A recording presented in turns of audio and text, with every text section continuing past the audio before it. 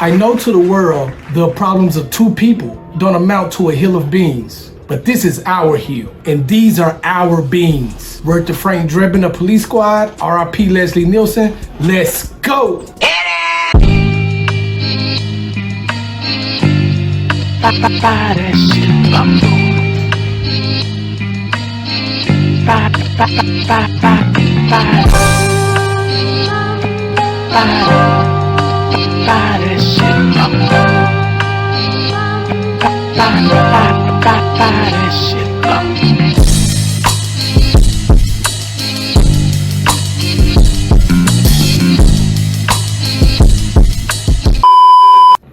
Alright, welcome to a new episode of True Be Talking. I am your host, True, and this is a very special episode. Today I have a really special guest with me today. Babe, if you would. Hey y'all. What's up, babe? This is my beautiful wife, Miss Court LaBouge, and she'll be joining me today on this episode. So, want to do this episode because in August we celebrated 12 years, 12-year marriage anniversary, and this month in October we'll be celebrating 14 years of being together.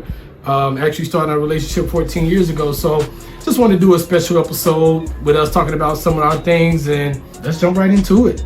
All right. So the first thing I want to talk about, we want to do is what's on my screen, and we want to talk about 40-year-old virgin.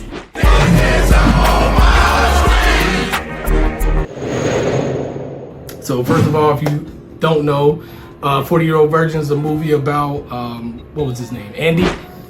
His name by the character Andy, played by Steve Carell. His co-workers find out that he's a 40-year-old virgin, and the movie is basically about trying to get him laid.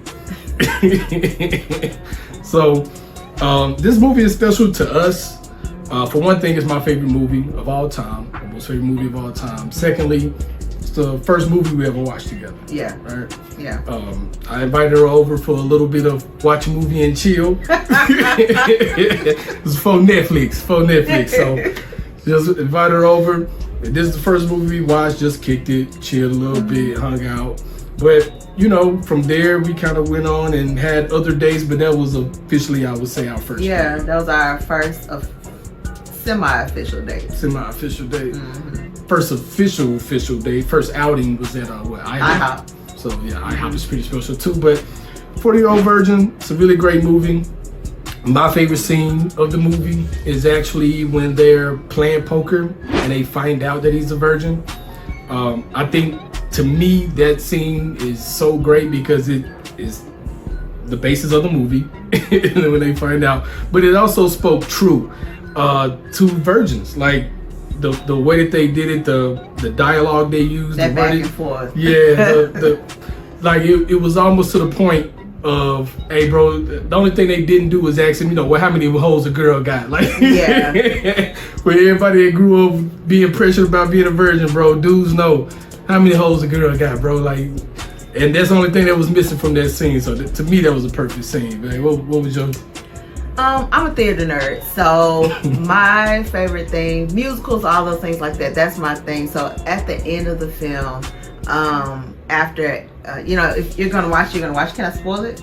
Yeah, I mean, it's an old. I mean, this is the 20-year anniversary of this movie. I mean, you know, spoiler alert for all those who need it. When Andy gets married, and they consummate the marriage, at the end they go into a scene where everybody from the movie is singing The Age of Aquarius, and that just spoke to my nerd heart. Like, that was my favorite. I love the movie. It has great comedy timing. It was just a great movie overall, but that was my favorite thing. That was it for me. Like, that was my coat of many colors. That was just one of my things that I love. If you haven't seen the movie, every scene is fire. Every scene is something funny. Every scene is something memorable, something you can say.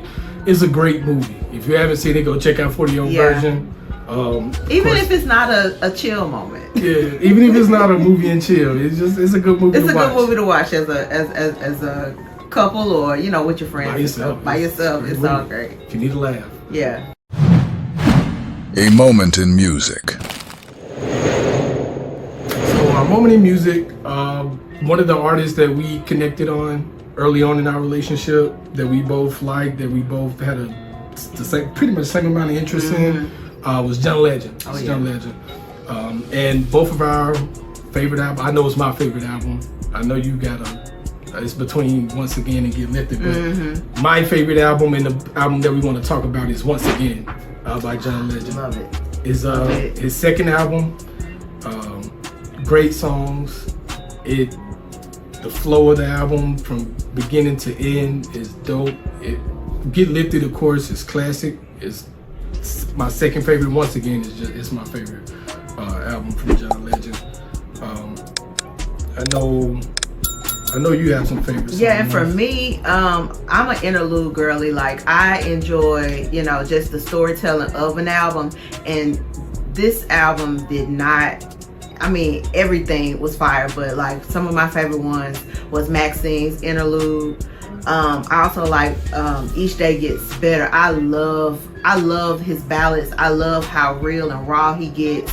I love how playful he is when he's talking about cheating. I love I love everything about it because it strung real. It struck real. It was something that even if you're not going through some of the things that he was going through, and you can identify. You have a homegirl or homeboy that's on the hush hush with somebody, or you have somebody that each day. For me, that speaks to us like that. Each day gets better. Like it doesn't matter where we end up in life. Each day is sweeter with the person that you're with, and that's just something that hits home for me even to this day. Yeah. So Each Day Gets Better. That's my joint. Save Room. Yeah. The opening of the opening of that album, bro. Like he came with it. So Save Room is one of my favorites. I like PDA. Again, and definitely Maxine's interlude is a perfect interlude, and again, and then the remix, another again. with that jazz flute on at the end. So and you talking about his cheating music? His cheating music is dope. Like, it's top tier cheating music. Even though I love it. Even though this one was on Get Lifted, my favorite song from John Legend is She Don't Have to Know. I've never been in that situation where I cheated on anybody, but that song is so fucking dope. Like it's a great song. I like it. It's my shit. We like Jonathan. He's fucks with John. But yeah, once again, this is my original CD. So I still got all my CD cases, and you see behind me. But yeah, that's just a special album from a special artist that we both fuck with. Eventually, we're gonna get to see John in concert, and that's gonna be dope. Yes, please. What we talking about? Main topics we want to talk about. Thought about a couple things. I know on social media I had put out, if you wanted to ask any questions, you asked. Didn't get really any questions, but so we decided that we'll just talk about a few things that we've learned over our 14-year tenure time being together. First thing, want to talk about communication. I know people talk about communication in relationships all the time. But it's important because that's pretty much all you do in a relationship is talk. Yeah. Speak to each other. But it's also just like the importance of good communication, of not just talking or listening, not just listening to hear a person to respond, but listening to understand and kind of feel where that person is coming from. So you're not just going back and forth trying to win an argument. You're trying to win instead of trying to reconcile or right. get to the meat or the root of whatever we got going on. And that's the part of that was one part of it that we had to learn, is that we're not going against each other to win in a competition in this argument. We're not trying to win an argument. We're trying to fix whatever the situation is. So if we had a falling out or misunderstanding earlier in the day, I know the way we usually fix our things is, because once I get mad, if I get mad about something, I don't need to talk no more. I need to cool out. I need to chill. I need to think it over. And once I get to a spot where, we can talk, which is usually at the end of the day, break it down, roll one up, whatever the case may be, pull up, whatever it is, and we can just sit down and talk about it. And one of the things that, you kind of hit on then, but when you're not gonna always agree the communication is not about saying we're perfect, we're in sync, we're always finishing each other's sentences. No, it's nothing like that. But when you disagree, you're not blowing it up. Like it's not like you said, not trying to win. We're trying to reconcile, and a lot of that is stemming from trying to not just to reconcile, but to maintain that level of love and to set the example in the house.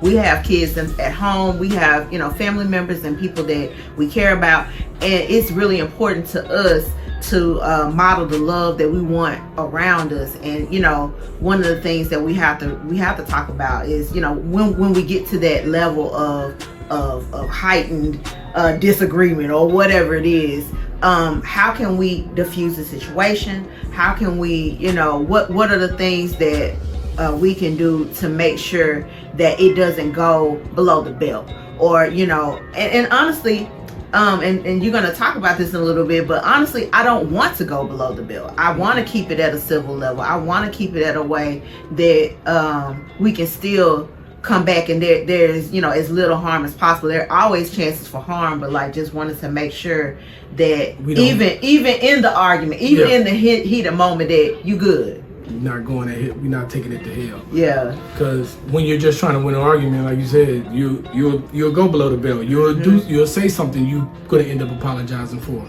And I'm quick to say something that I'm gonna apologize for. That's why it's good for me to be quiet. Because if I'm going to keep going, and like you touched on, it's not always about agreeing with each other.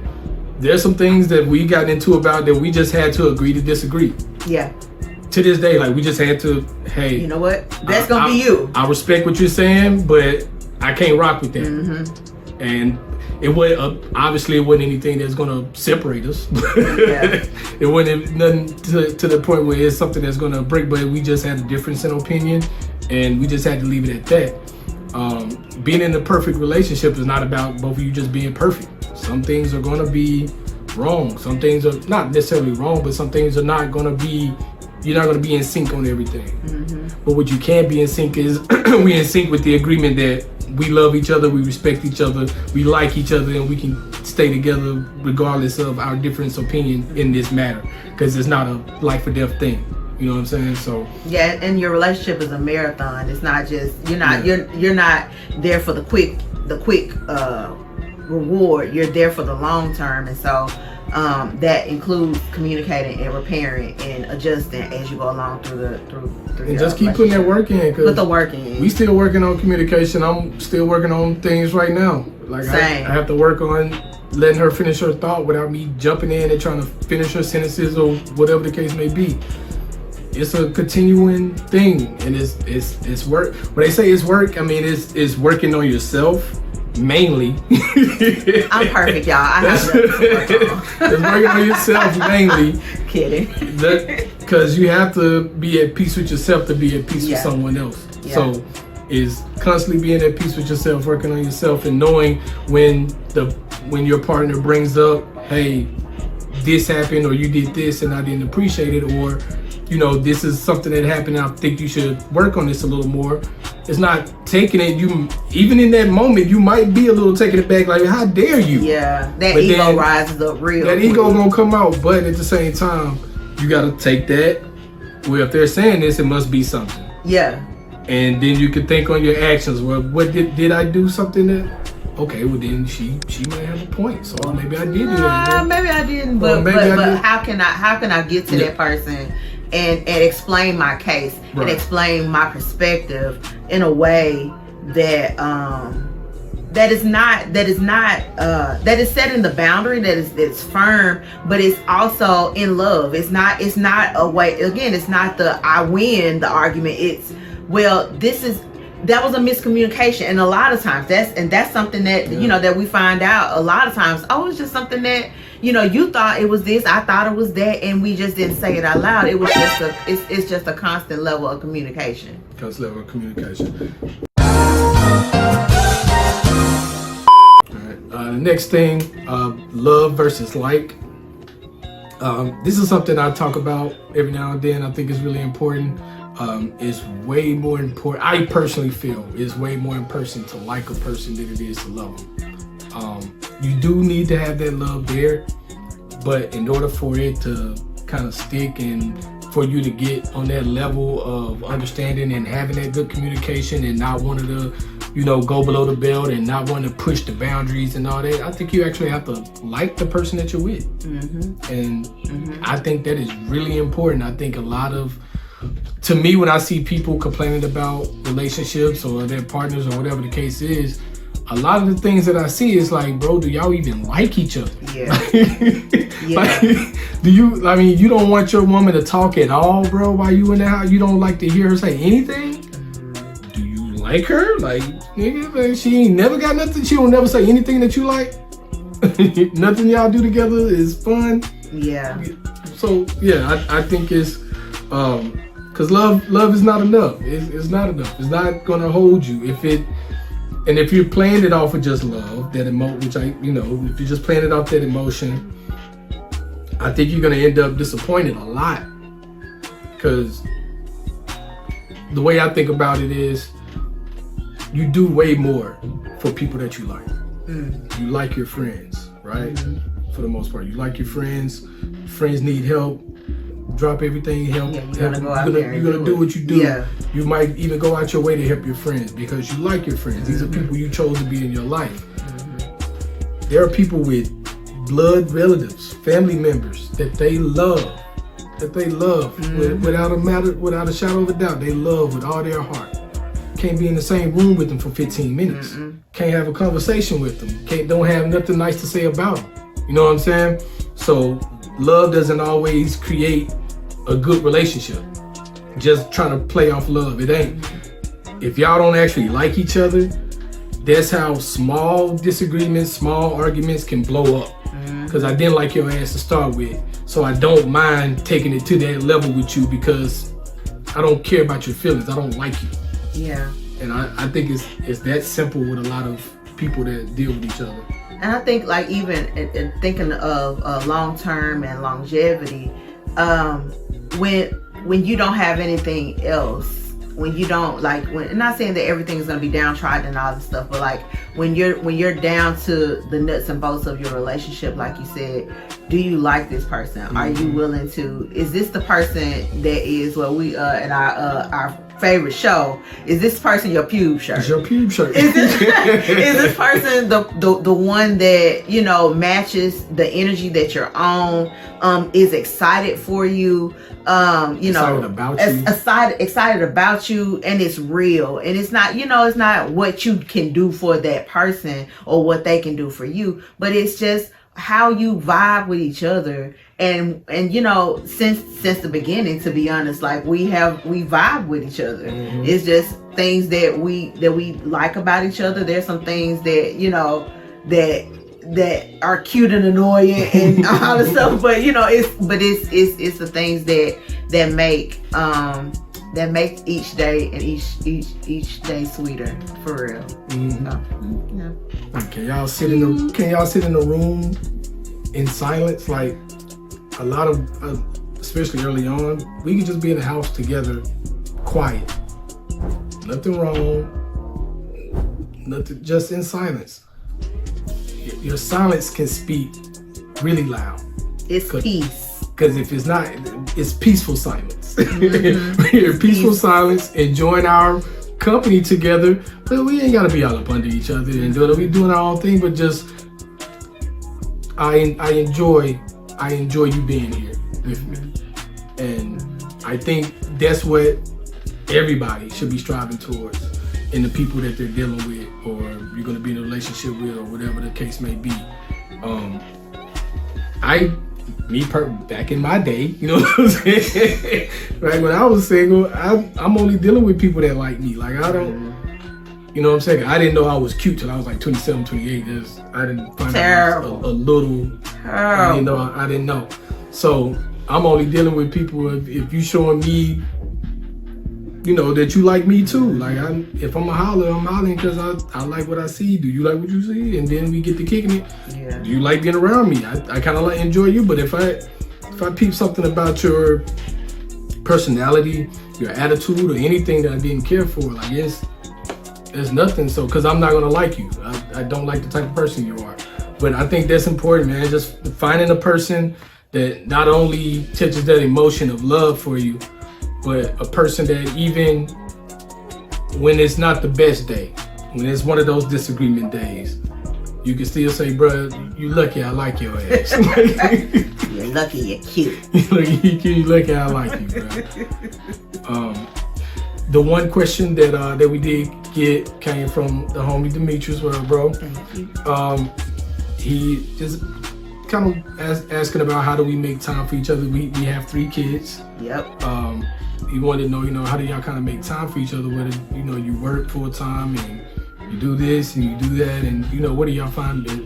And honestly, bro, it's just making time for each other, going on day dates. Yeah, we started that early on though. The day dates when we first had our first kid, it was very important that we still dated each other. But we knew that at the time we didn't have people that were super close by that we could just leave her with. So the days that you would have through the week that were off, I would take off that day too, or take off a half a day so we can go, to the movies or go out to eat or do something like that. That was fun and just for us, and that worked for us. And I'm with you. You just find ways to keep it fun.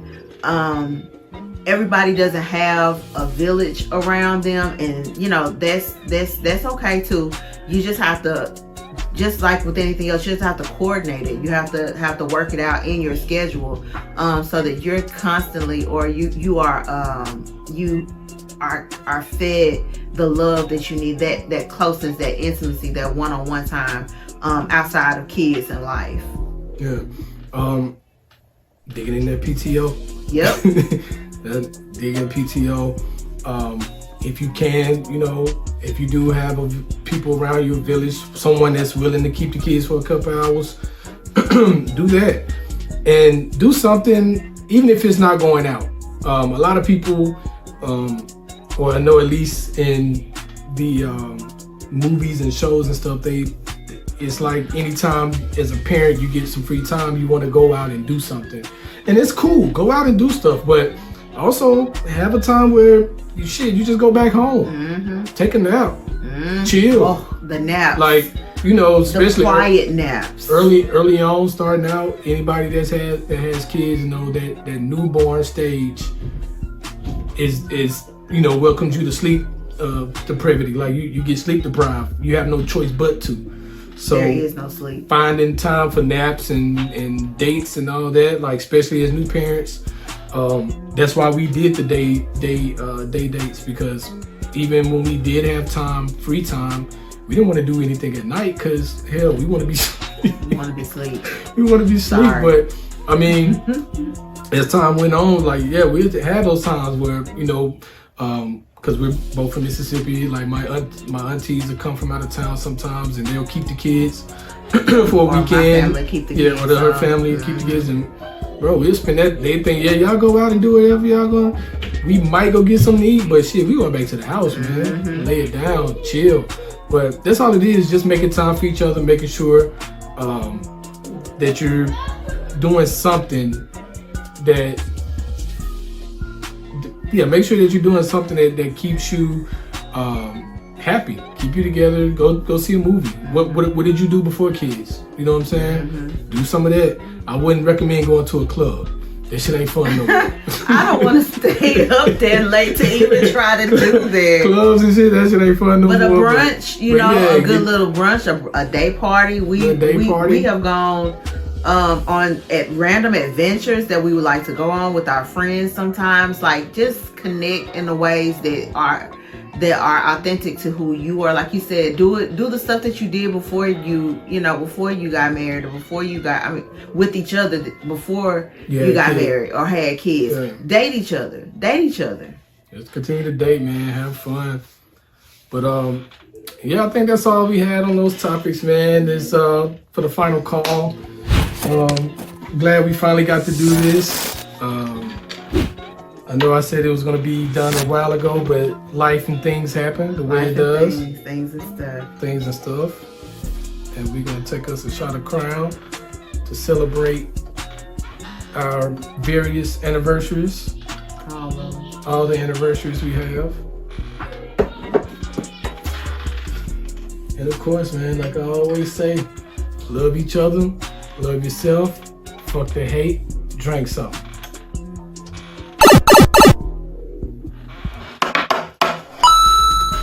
Once again, man, it's your boy True. Thank you to my beautiful guest host for this episode.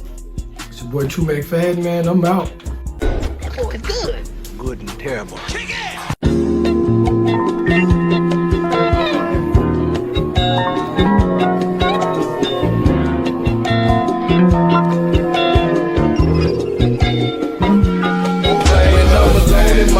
Sometimes I stare at the wall, thinking of ways to get paid. Man, ain't no feelings involved. I got no bitch on my mind. I got some stress on my chest. Shit, I got bills and some debt. Sometimes it's hard to feel blessed. I keep my mind on my goals and I keep my eyes on the prize. I keep a milk chocolate chick with big tits and thick thighs. One roll on the table and I got a glass full of Crown. I gave her vodka and gin. Now all I drink on is brown.